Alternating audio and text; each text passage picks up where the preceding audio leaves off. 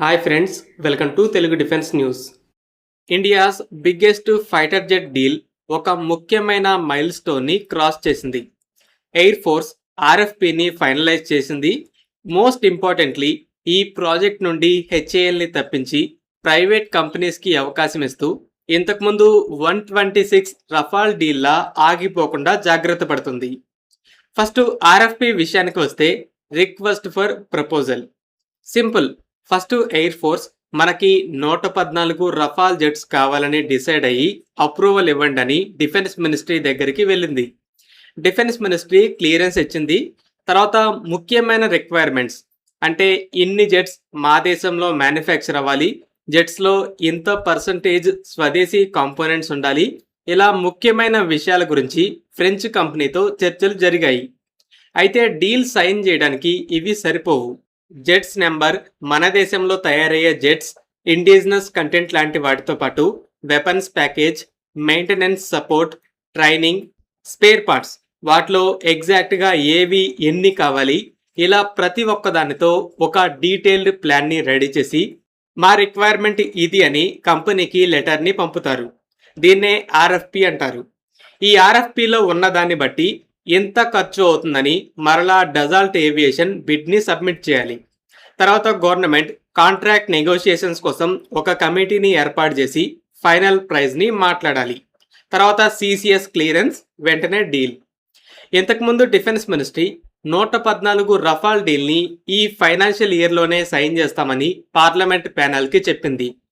అంటే next year మార్చి 31 లోపు డీల్ని sign చేయాలని చూస్తుంది.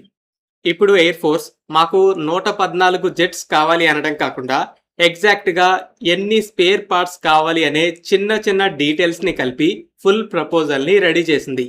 ఇప్పుడు ప్రైజ్ విషయంలో డజాల్ట్ ఏవియేషన్తో ఆర్గ్యుమెంట్ మొదలవుతుంది.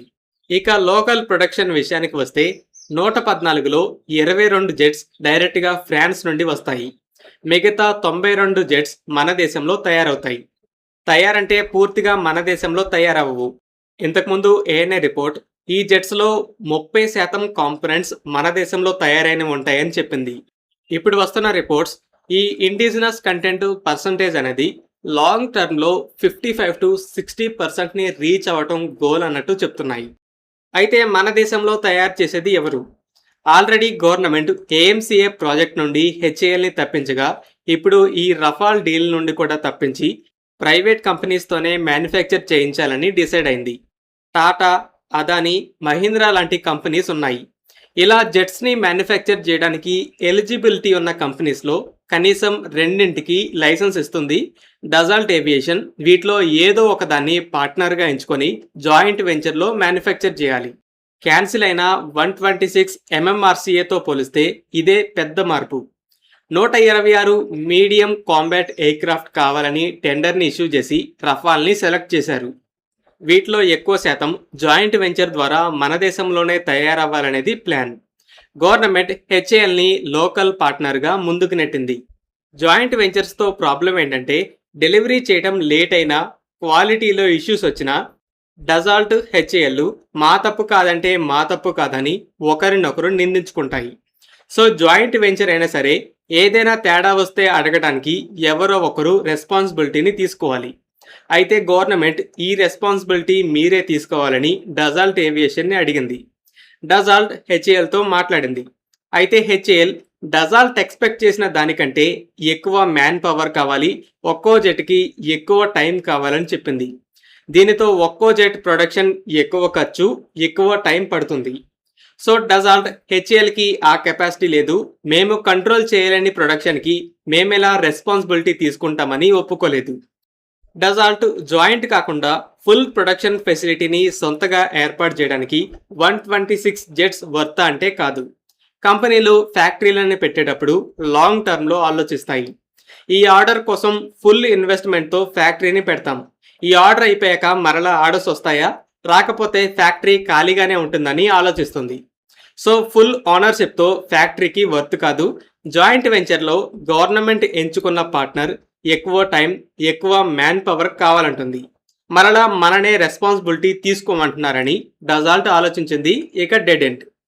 సో గవర్నమెంట్ ఇప్పుడు మోడల్ని మార్చింది.